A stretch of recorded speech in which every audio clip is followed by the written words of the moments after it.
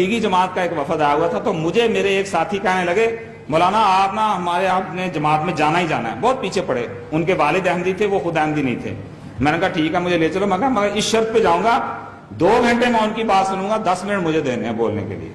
कहते हाँ मैं ले दूंगा। मैं कहा ठीक है। मैं चला गया उनके साथ। मौलवी साहब बैठ गए, बातचीत होती रही। जब उसने देखा ना अब बात खत्म होने लगी, मैं जैसे उठा वो तो जो मुझे लेके आया था वो तो खिसक गए। मैंने उनको लिटरेचर दिया, मैं तारुफ करवाया। अब वहां जितने लोग बैठे हुए थे उनको ये पता लग गया जमात अहमदी से ताल्लुक रखता है। अगले दिन मैं जोहर की नमाज का वक्त, चूंकि मैं तबलीग के लिए निकल जाता था, जोहर की नमाज का वक्त हो जाता तो मैं वहीं मस्जिद में जाके अपनी नमाज पढ़ लेता था। मेरा एक पांव अंदर एक बाहर। तो वो जो मुअज्जिन था कहने चलो चलो चलो तुमको यहाँ नमाज पढ़ने की इजाजत नहीं, चले बाहर चले बाहर। मैंने कहा ठीक है। मैंने वहां से निकला, मैं जामा मस्जिद चला गया, जाकर नमाज पढ़ ली। शाम हुई तो मैंने पता किया इस मस्जिद के सेक्रेटरी कौन है। मैं उनके पास चला गया, दरवाजा खटखटाया तो मैंने आज बताइए। मैं कहा जो गलती होगी है, माफी मांगने आया हूँ। कहने लगे जी क्या नहीं ऐसी क्या बात है, क्या गलती। मैंने कहा नहीं बहुत बड़ी गलती हो गई है, तो मेरा ख्याल था मैं आपसे अब माफी मांग लूँ। कहते फिर भी बताइए। मैंने कहा वो जो लंबा लाइन में वहाँ जो एक मस्जिद है पुलिस लाइन में, वो मुझे नहीं पता था कि वो आपकी है, वो मैं समझा अल्लाह मियां की है। तो मैं उसमें ना एक कदम आगे रखा, एक मेरा बाहर था, तो मुअज्जिन साहब मुझे कहने लगे नहीं नहीं नहीं ये हमारी मस्जिद है, तुम निकलो यहाँ से। मैंने कहा वो जो कदम मैंने आपकी मस्जिद में रख दिया ना, माफी मांगने आया हूँ, गलती होगी मेरे से। बेचारे बड़े शर्मिंदे हुए, कहने लगे नहीं ऐसी कोई बात नहीं है, वो हमारे उलमा ऐसे करते हैं, आज जब चाहे अच्छा मैं उनको बोल दूंगा। उसके बाद उस मौलवी की हालत ये थी और मुअज्जिन की हालत ये थी, मेरा कदम मस्जिद के अंदर होता था, दूसरे दरवाजे से वो बाहर होता था।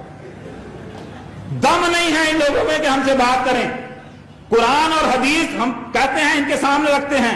अगर आप मौलवी हो तो मौलवी हो, अगर तुम्हें दम है, अगर तुम्हारे अंदर सदाकत है, तुम आओ कुरान और हदीस को लेकर हमारे सामने बात मुकाबला करो। और मैं तुमको बताता हूं कुरान और हदीस तुम लोगों को झुठलाएगा।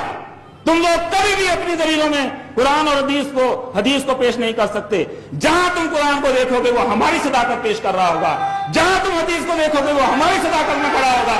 मैं आज के उलमा को चैलेंज करता हूं कि आओ और आकर तुम अपनी सदाकत के किसी भी टॉपिक पर तुम खत्मे नबूवत ले लो, तुम अजराए नबूवत ले लो, तुम वफाते मसीह ले लो, तुम हयात मसीह ले लो, किसी अकीदा पर तुम आओ हमारे साथ आकर मुकाबला करो। कुरान तुम्हें ठोकरें मारेगा और तुम्हारी सदाकत में एक भी बात तुम्हारे हाथ में नहीं देगा। और सारी सदाकतें हजरत मोहम्मद मुस्तफा सल्लल्लाहु अलैहि वसल्लम के इन प्यारों के साथ हैं जो मसीह मौत के गुलाम हैं, जिन्होंने कुरान को हाथ में पकड़ा हुआ है, जिन्होंने मोहम्मद मुस्तफा सल्लल्लाहु अलैहि वसल्लम को हाथ में पकड़ा हुआ है। इन उलमा के पास सिवाय गलत बातों के और झूठी बातों के और कुछ नहीं।